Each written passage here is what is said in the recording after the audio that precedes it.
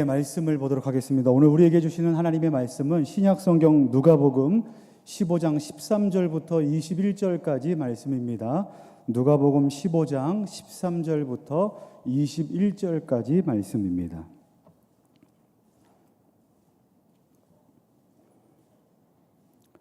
한 절씩 교독하고 마지막 절을 함께 읽도록 하겠습니다.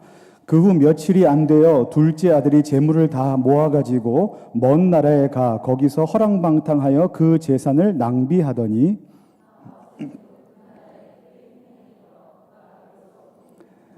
가서 그 나라 백성 중 한 사람에게 붙여 사니 그가 그를 들로 보내어 돼지를 치게 하였는데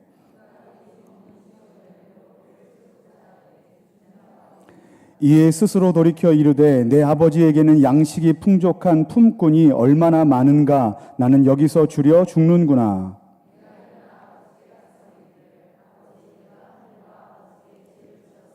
지금부터는 아버지의 아들이라 일컬음을 감당하지 못하겠나이다. 나를 품꾼의 하나로 보소서 하리라 하고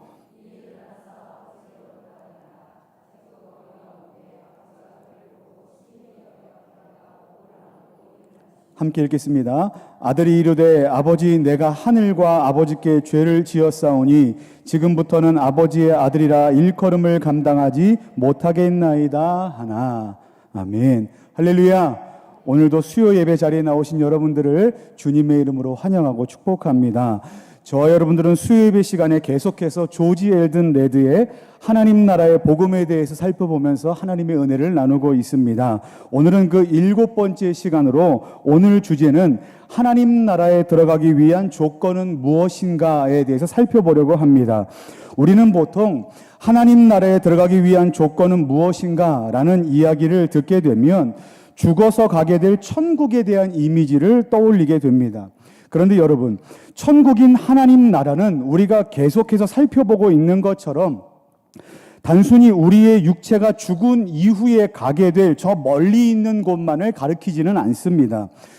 그렇다면 하나님 나라는 무엇입니까? 첫 번째, 하나님 나라는 앞으로 오게 될 천국을 말합니다. 앞으로 오게 될 천국을 바로 하나님 나라라고 말합니다. 이처럼 앞으로 오게 될 하나님 나라에 우리가 들어가게 되면 우리는 하나님으로부터 완전한 축복을 받게 될 것입니다. 그래서 이 땅에 사는 저와 여러분들과 같은 성도들이 천국을 소망하며 사는 것 아니겠습니까? 이것이 첫 번째 하나님 나라입니다. 그렇다면 두 번째 하나님 나라는 어떤 것인가? 두 번째 하나님 나라는 이미 이 땅 가운데 들어와 있는 하나님의 나라를 말합니다. 두 번째 하나님 나라는 이미 이 땅 가운데 들어와 있는 하나님의 나라를 말합니다. 그러니까 이 말은 하나님 나라가 우리가 보통 생각하는 미래적 사건일 뿐만 아니라 동시에 현재라는 우리가 살고 있는 이 시간 안에도 들어와 있다는 것을 말한다는 것입니다. 그렇기 때문에 우리는 앞으로 미래에 누리게 될 하나님 나라의 기쁨을 지금 이곳에 미리 맛볼 수 있게 되었다는 것을 말합니다. 그렇다면 여러분, 미래에 있을 현재의 기쁨들, 그러니까 미래에 맛보게 될 현재의 기쁨들은 과연 어떤 것이 있을까요? 크게 세 가지로 나눌 수 있는데 첫 번째 기쁨, 미리 맛볼 수 있는 기쁨은 뭐냐면 이것입니다. 죽음에 대한 공포가 제거되는 것입니다. 이것이 바로 미래에 누릴 현재의 기쁨입니다. 죽음에 대한 공포가 제거되는 것인데 이것은 뭐냐면 우리가 구원의 확신을 갖게 되면 뭐가 생기냐면 영생에 대한 확신이 생기게 되죠. 영생에 대한 확신이 있기 때문에 생기는 현재의 기쁨의 대표적인 것입니다. 그렇기 때문에 어떻게 됩니까? 죽음에 대한 공포가 사라지게 된다는 것입니다. 그리고 두 번째 기쁨은 무엇인가 하면 인간을 묶고 있는 죄의 사슬이 다 풀어지게 된다는 겁니다. 죄에 대한 사슬이 풀어지게 된다. 이것은 무엇인가 하면 죄의 종노릇하던 우리가 예수 그리스도의 대속의 은혜로 더 이상 죄에게 종노릇하지 않을 수 있다는 것을 이제는 알고 살아갈 때 누리는 현재의 기쁨이 바로 이 기쁨이라는 것입니다. 더 이상 우리는 죄에 종노릇하지 않을 수 있다. 그렇게 누리고 살아가는 기쁨이 바로 이 기쁨이라는 것입니다. 그리고 이제 세 번째 기쁨이 어떤 것이냐면 이것은 이제 성령님의 도우심으로 느낄 수 있는 기쁨인데 누구와 친밀한 교제를 누릴 수 있냐면 하나님과 친밀한 교제를 누릴 수 있다. 하나님과 친밀한 교제를 나누는 기쁨을 우리가 지금 이곳에서 누리게 된다는 것입니다. 구원받은 성도는 성령님이 우리 안에 내주하시기 때문에 삶의 모든 여정에서 하나님 안에 있음을 확인하며 살아가게 됩니다. 그리고 그 안에서 늘 무엇을 하게 되냐면 하나님의 동행하심과 하나님의 도우심을 느끼며 살아가게 된다는 것입니다. 이와 같이 세 가지 기쁨, 지금과 같이 살펴보신 것들이 현재의 삶 속에서 우리가 누리는 하나님의 나라의 대표적인 복들입니다. 이와 같은 복들이 대표적인 복들인데, 그럼 앞에서 말씀드렸던 오늘의 주제로 다시 한번 돌아가 보도록 하겠습니다. 오늘 주제는 무엇인가 하면 하나님 나라에 들어가기 위한 조건은 무엇인가입니다.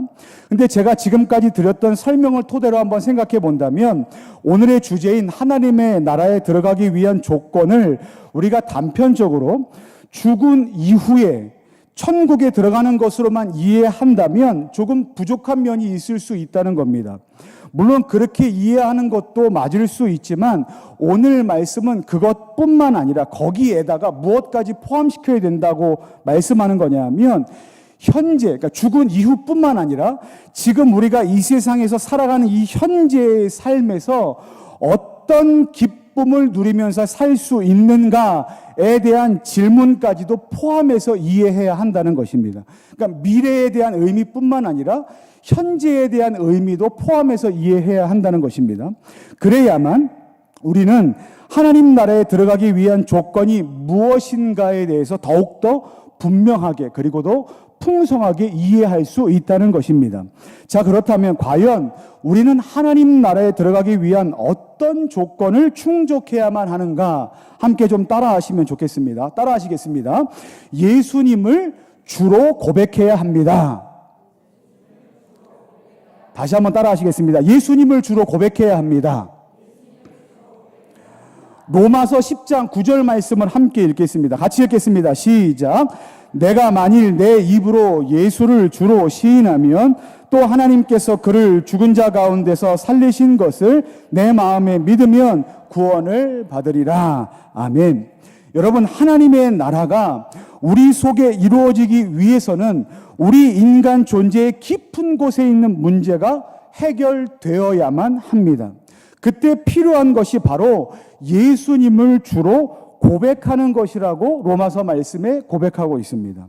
예수님을 주로 고백한다는 것이 무엇인가? 그것은 무엇인가 하면 우리의 전 존재가 하나님 앞에서 죄인임을 고백하는 것과 동시에 또 무엇인가 하면 예수님께서 우리의 모든 죄의 문제를 해결해 주셨다라는 것을 믿는 것입니다. 이 두 가지 문제를 믿는 것이 바로 주님께서 우리의 문제를 해결해 주셨다는 것을 믿는 것입니다. 그렇게 우리의 존재 자체가 죄인임을 온전히 깨닫고 예수를 주로 고백하게 된다면 우리는 무엇을 얻는가? 구원을 얻고 하나님의 나라를 소유할 수 있게 된다는 것입니다. 그런데 여러분, 예수님을 주로 고백한다는 것은 단순히 우리의 입술로 주님 또는 주여라고 발성하는 것처럼 단순한 것은 아닙니다. 왜 그런가 하면 주님이라고 고백하는 것은 그것에 대한 어떤 결단이 요구되기 때문에 그렇습니다. 그때 필요한 결단이 무엇인가? 우리 3-2번 문제에 나오는 이제 괄호에 넣어야 될 것인데 그것이 무엇인가 하면 바로 회개에 대한 결단입니다. 그 결단이 바로 회개의 결단인데 여러분, 회개가 무엇인가 하면 회개는 바로 잘못된 방향으로 가던 것을 돌이키는 것입니다. 방향을 돌이키는 것을 회개라고 말합니다. 여기서 잘못된 방향은 하나님의 뜻과는 전혀 반대되는 삶의 방향을 말합니다. 그러니까 그 삶을 살아갈수록 하나님과는 전혀 상관없는 멀리 떨어진 반대 방향으로 등을 지고 가는 것을 바로 잘못된 방향이라고 말하는 겁니다. 오늘 우리가 읽은 본문 말씀인 누가복음 15장 말씀에 보면 여러분이 잘 아시는 탕자의 이야기가 나옵니다. 그때 탕자인 둘째 아들은 아버지가 멀쩡하게 살아있음에도 불구하고 아버지가 돌아가신 이후에 받게 될 유산을 나눠달라고 떳떳하게 요구를 합니다. 그리고 결국 아버지로부터 그 유산을 받아내게 되고 재산을 받고 며칠이 안 되어 어디로 갔다고 성경에 기록하고 있냐 하면 먼 나라로 갔다고 성경에 기록하고 있습니다. 여기서 말하고 있는 먼 나라가 바로 철저하게 그 아버지와 멀리 떨어진 곳, 바로 잘못된 방향입니다. 먼 나라, 아버지와는 멀리 떨어진 곳입니다. 그런데 그 둘째 아들이 어떻게 하고 있습니까? 모든 재산을 허랑방탕하게 다 낭비해 버리고 거지꼴이 되어서야 깨닫게 됩니다. 지금 이렇게 사는 것보다 차라리 아버지의 집에서 종으로 사는 것이, 품꾼으로 사는 것이 훨씬 더 낫겠다라고 깨닫게 되는 그 깨달음이 생기게 됩니다. 그리고 누가복음 15장 17절과 20절 말씀에 이렇게 되어 있습니다. 17절 말씀 초반에 보면 이렇게 되어 있습니다. 스스로 돌이켜 이르되 라고 되어 있습니다. 그리고 20절 말씀에 보면 이렇게 되어 있습니다. 이에 일어나 아버지께로 돌아가니라, 이렇게 되어 있습니다. 이게 무슨 행동이냐면 21절 말씀에 보면 이것을 아들이 자신의 죄를 깨닫게 되었기 때문에 선택한 행동이라고 되어 있습니다. 이게 뭐냐면 바로 회개에 대한 행동이라는 겁니다. 여러분, 그때 아버지는 어떻게 했는지 아십니까? 오늘 우리가 읽지는 않았지만 그때 아버지는 이렇게 했습니다.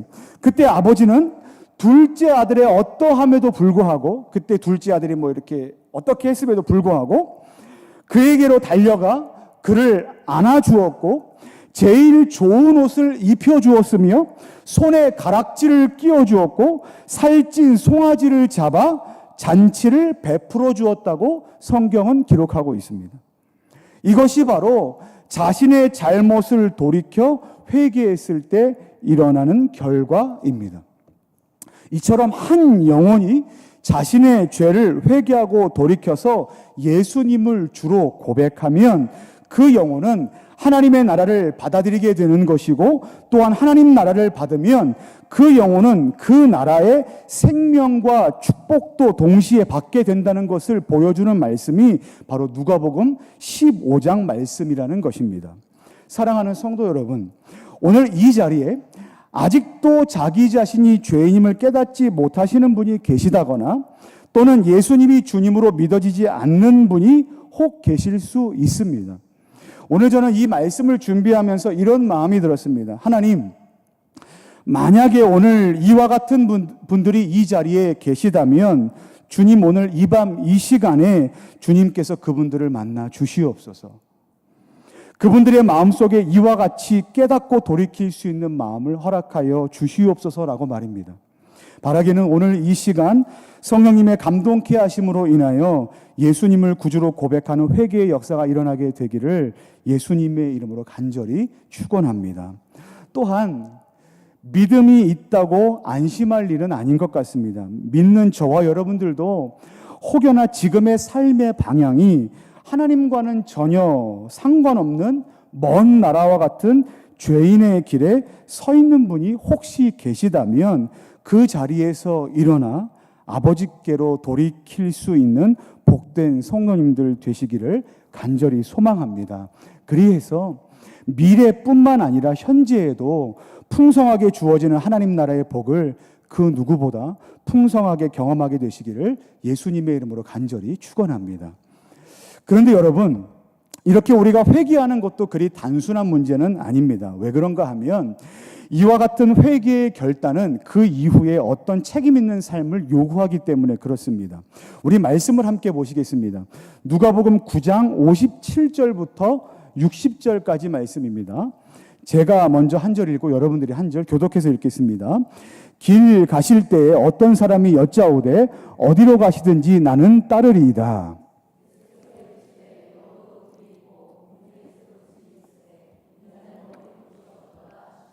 또 다른 사람에게 나를 따르라 하시니 그가 이르되 나로 먼저 가서 내 아버지를 장사하게 허락하옵소서. 장사하게 하고 너는 가서 하나님의 나라를 전파하라 하시고. 아멘. 말씀의 내용이 이렇습니다. 먼저 어떤 사람이 예수님께 찾아와 자신이 주님을 따르겠다고 고백합니다. 그때 예수님께서 하시는 말씀이 이렇습니다. 여우도 굴이 있고 공중에 새도 집이 있는데 나는 머리 둘 곳이 없다. 예수님께서 이렇게 말씀하십니다. 이게 무슨 뜻으로 하신 말씀인가? 이것은 예수님께서 어떻게 말씀하신 거냐면, 나를 따르겠다는 이 고백과 그리고 그 결정이 어떤 것을 내포하는지 이해하고 있느냐? 심지어 예수인 나는 머리 둘 곳도 없고 머물 집도 없다. 과연 이런 것들을 포기해야 하는데 너는 그것을 할 수 있느냐라고 되물어 보시는 겁니다. 그리고 이어서 다음 말씀이 이어져 나오는 겁니다. 이번에는 예수님께서 또 다른 누군가에게 이렇게 말씀하시는 겁니다. 나를 따르라 라고 말씀하시는 겁니다. 근데 그때 마침 이 어떤 사람의 아버지가 돌아가셨습니다. 정말 큰일 아닙니까? 그래서 이 어떤 사람이 예수님에게 이렇게 말씀을 드립니다. 예수님, 저 집에 가서 아버지 장례 좀 지내고 오겠습니다. 그리고 돌아와서 예수님을 따르겠습니다 라고 말씀을 드리는 겁니다. 그럼 보통 사람은 이렇게 대답을 할 겁니다. 사정이 너무 안 됐구나. 염려하지 말고 다녀오너라. 일은 나중에 생각하자 라고 말할지도 모르겠습니다. 그런데 예수님은 그렇게 말씀하지 않으시고 아버지의 장례를 요청한 그 사람에게 이렇게 대답을 하시는 겁니다. 죽은 자들로 자기의 죽은 자들을 장사하게 하고 너는 가서 하나님의 나라를 전파하라 라고 말씀하셨다는 겁니다. 그래서 세상 사람들은 이 말씀을 보고 기독교를 불효막심한 종교라고 비난을 하기도 합니다. 그런데 여러분, 이 말씀은 예수님께서 너희는 너희 부모에게 불효를 저질러라 라고 하신 말씀이 아닙니다. 그리고 또한 기독교는 불효의 종교도 아닙니다. 왜 그렇습니까? 하나님께서는 이스라엘 백성들에게 율법을 주시면서 이렇게 말씀하셨습니다. 내 부모를 공경하라. 그리고 에베소서 6장 2절 말씀에서는 내 아버지와 어머니를 공경하라. 이것은 약속이 있는 첫 계명이니 라고까지 말씀하셨습니다. 그러니까 기독교는 결코 불효의 종교도 아니고 하나님은 우리에게 불효하라고 말씀하신 적도 없으십니다. 그렇다면 예수님의 장래에 관한 말씀은 어떤 의미로 우리가 이해를 해야만 하는가? 그 의미는 무엇인가? 이것은 어떻게 우리가 이해해야 되냐면 하나님의 나라를 얻기 위해서는 즉각적이고도, 잘 이해하십시오. 즉각적이고도 지체하지 않는 결정을 내려야 한다라는 것입니다. 하나님의 나라를 얻기 위해서는 이 의미인데 즉각적이고도 지체하지 않는 결정을 내려야 한다는 것으로 주님께서 지금 말씀하고 계시다는 것으로 우리는 이해해야 한다는 것입니다. 여러분, 이런 경우가 있습니다. 어떤 성도님들 중에 오랫동안 교회에 나오시지 않는 분께 교회에 좀 나오시지요 라고 말씀을 드리면 이런 대답을 하실 때가 있습니다. 목사님, 저 지금 해야 할 일이 너무 많습니다. 시험도 봐야 하고 아직 결혼도 해야 하고 자녀들 뒷바라지도 해야 하고 직장에서 해야 할 일이 너무 많습니다. 제가 지금 너무 바쁩니다. 그래서 제가 좀 여유가 생기면 그때 교회 꼭 나가도록 하겠습니다 라고 대답을 하실 때가 있습니다. 물론 여러 가지 사정에 따라서 이해할 때가 너무나 많습니다. 하지만 여러분, 조금 전에 읽었던 누가복음 9장에 나오던 어떤 사람의 대답이 이와 같았다는 겁니다. 그래서 예수님께서 말씀하시는 겁니다. 아니다. 나중이 아니라 바로 지금이다. 하나님의 나라는 나중이 아니라 지금이다 라고 주님께서 말씀하셨다는 거예요. 그에 대한 결정은, 그러니까 예수님을 따르겠다는 그 결정하는 것에는 돈 걱정이나 직장을 결정하는 것, 그리고 생활에 관련된 어떤 다른 결정들이 끼어들지 못하도록 하라는 말씀이 바로 지금 주님의 말씀이라는 겁니다. 저와 여러분들은 예수님을 믿지만 또한 지극히 현실을 살아가고 있습니다. 그래서 어찌 보면 예수님과 세상 그 사이에서 끼어 살고 있습니다. 그때마다 우리는 어떤 것 사이에서 저울질하며 살아가고 있습니까? 예수님이 커 보이는가? 그리고 걱정거리와 같은 문제들이 커 보이는가? 그 사이에서 우리의 시선을 어디에 두어야 할지를 정하지 못하다가 결국은 우리의 마음을 어디에 빼앗기고 맙니까? 돈 걱정과 먹고 사는 문제들에 빼앗기는 것 아니겠습니까? 그래서 그 문제에 휩싸인 나머지 낙심하기도 하고 절망하기도 하고 때로는 예수님을 믿는다고 말하지만 예수님이 계시지 않는 것처럼 살기도 합니다. 또는 그 문제들 때문에 예배하는 것과 봉사하는 일에 소홀하기도 합니다. 그때 주님께서 우리에게 이렇게 촉구하시는 겁니다. 너희는 어느 편에 설 것인가? 예수님 편에 설 것인가? 아니면 수많은 문제들 편에 설 것인가? 주님께서 물어보시는 겁니다. 여러분, 우리는 당연히 어느 편에 서야 하겠습니까? 오늘 주님께서 물어보실 때 우리는 이렇게 대답할 수밖에 없습니다. 예수님 편에 서야 합니다. 그런데 거기에 중요한 것이 하나 더 있습니다. 그것은 바로 나중이 아니라 언제나 지금 당장이어야 한다는 것입니다. 오늘 말씀은 우리에게 이 사실을 반드시 기억하며 살 것을 당부하고 있는 것입니다. 저는 오늘 이 말씀을 준비하면서 이 찬송이 계속 이제 귓가에 맴돌았습니다. 찬송가 94장입니다. 주 예수보다 더 귀한 것은 없네라는 찬송이었습니다. 한번 좀 같이 불러보실까요? 주 예수보다 더 귀한 것은 없네. 이 세상 부귀와 바꿀 수 없네. 영죽은 내 대신 돌아가신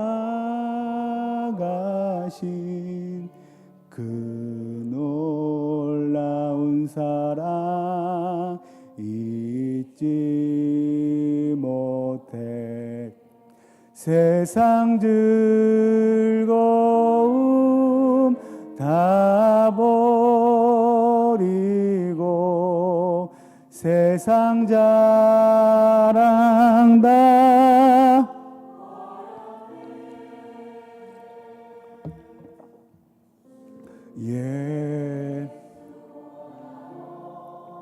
귀한 것은 없네. 예수